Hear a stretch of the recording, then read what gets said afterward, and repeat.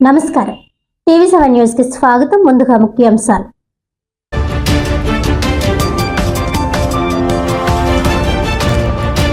దేశంలో మత స్వేచ్ఛ రాజ్యాంగ హక్కుగా ఉన్నప్పటికీ ప్రస్తుతం మతతత్వం పెరిగిపోతుంది.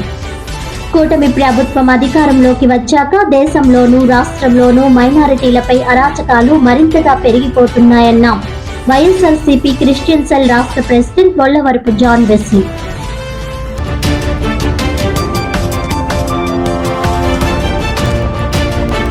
కాకినాడ రూరల్ తూరంగిలో భారీగా నిషేధిత సిగరెట్లు సీజ్ చేసిన విజిలెన్స్ అధికారులు. కిరాణా సరుకులు నిల్వ చేసుకునేందుకు ఇల్లు అద్దెకు తీసుకుని అక్రమ వ్యాపారం చేస్తున్నట్లుగా వెల్లడించిన విజిలెన్స్ డీఎస్పీ తాతారావు.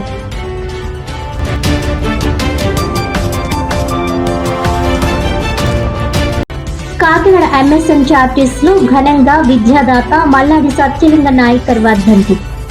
మహాదాత ఆశయాలను ప్రతి ఒక్కరూ ముందుకు తీసుకువెళ్లాలన్న సిటీ ఎమ్మెల్యే వనమాడి కొండబాబు.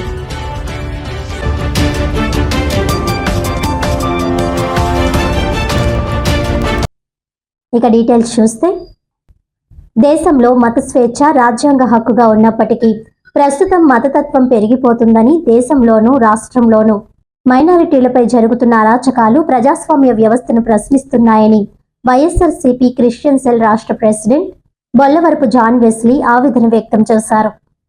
ఈ సందర్భంగా వారు మాట్లాడుతూ, కాకినాడ జిల్లా గొల్లప్రోలు మండలం కొత్తపేటలో గత 25 సంవత్సరాలుగా ప్రార్థనలు జరుగుతున్న 2 పురాతన చర్చిలపై కూటమి ప్రభుత్వానికి సంబంధించిన వ్యక్తులు ఘర్షణకు దిగిన ఘటన అందరికీ తెలిసిందేనని అన్నారు. ఇలాంటి సంఘటనలు రాష్ట్రంలో మత అసహనానికి నిదర్శనమని తెలిపారు. సత్యసాయి జిల్లా, అనంతపురం జిల్లా, అంబేద్కర్ కోనసీమ జిల్లా, భీమిలి ప్రాంతాల్లో క్రైస్తవ మత సంఘాలపై యేసు ప్రభువును నమ్ముకునే వారిపై జరుగుతున్న దాడులు వర్ణనాతీతమని అన్నారు. ఇలాంటి ఘటనలపై క్రైస్తవ సమాజం తీవ్ర ఆందోళన వ్యక్తం చేస్తుందని తెలిపారు.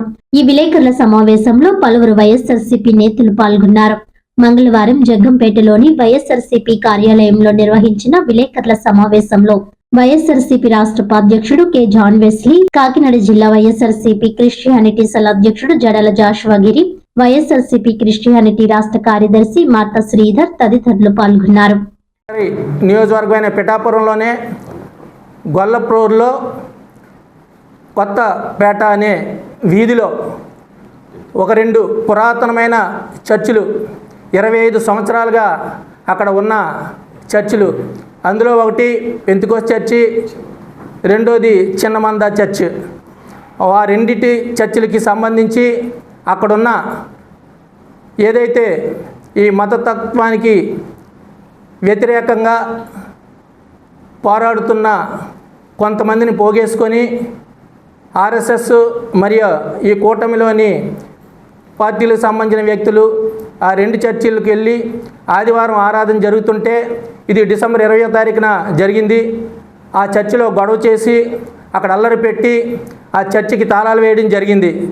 ఇది ప్రజాస్వామ్యంలో అత్యంత హేయమైన చర్య.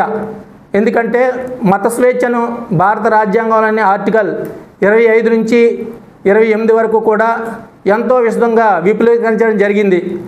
దాన్ని దురదృష్టవశాత్తు ప్రభుత్వాలే పాటించట్లేదు. దీనికి కొనసాగింపుగా మొన్న జనవరి 4వ తారీఖుని అనంతపురంలోని ఉరవకొండలో కోడూరు పోలీస్ స్టేషన్ పరిధిలో కొర్రుకోడులో ఎవరైతే అనంతపురం నుంచి గాస్పల్ ప్రీచ్ చేయడానికి అక్కడికి వెళ్ళారో వారు వెళ్ళిన వ్యాన్ మీద రమారమి ఒక 30-40 మంది సంఘ వ్యతిరేక శక్తులు అక్కడ దాడి చేసి ఆ యొక్క వ్యాన్ని ధ్వంసం చేసి వీరందరినీ భయభ్రాంతులను చేసి అక్కడి నుంచి తరిమివేయడం జరిగింది.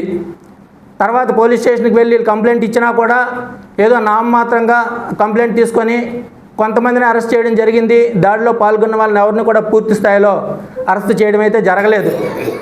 అదేవిధంగా ఇక్కడ కోనసీమ అంబేద్కర్ జిల్లాలో ఒక కె గంగవరం అనే మండలంలో బీజేపీ మండల అధికార ప్రతినిధి అనే వ్యక్తి అక్కడున్న పాస్టర్ గారు ఎవరైతే సద్గుణరావు గారు ఉన్నారో ఆయన మీద ఆయన దాడి చేసే విధంగా ఆయనతో మాట్లాడుతూ ఫోన్లో బెదిరింపులు చేస్తూ పెద్ద కత్తి రెడీ చేశాను నీకోసం, నువ్వు రోడ్డు మీదకి వస్తే నిన్ను చంపేస్తాను. ఇలాంటి సందర్భంలో కొన్ని సంఘ వ్యతిరేక శక్తులు ఈ పార్టీల రూపంలో మైనార్టీల మీద దాడులు చేయడం జరుగుతుంది. దీనికి ముఖ్య కారణం పంచాయతీరాజ్ గ్రామీణాభివృద్ధి శాఖ మంత్రి ఆయన యొక్క శాఖలో గతంలో ఒక జీవోని రిలీజ్ చేయడం జరిగింది. అదేంటంటే ఈ ఆంధ్రప్రదేశ్లో ఎన్ని చర్చిలు ఉన్నాయి, ఉన్న చర్చిల్లో ఎన్నాటికి పర్మిషన్ ఉంది, ఎన్నిటికి పర్మిషన్ లేదని చెప్పి వారు ఒక సర్క్యులర్ని జారీ చేయడం వల్ల దాని మీద పెద్ద ఎత్తున అనేక క్రైస్తవ సంఘాలు ఎదురు తిరగడం వల్ల మరలా ఆ యొక్క సర్క్యులర్ని ఉపసంహరించుకోవడం జరిగింది. ఉపసంహరించుకున్న దాన్ని బేస్ చేసుకొని ఇప్పుడు ఏం చేస్తున్నారంటే క్రైస్తవుల మీద దాడుల్ని ముమ్మరం చేయడం జరిగింది.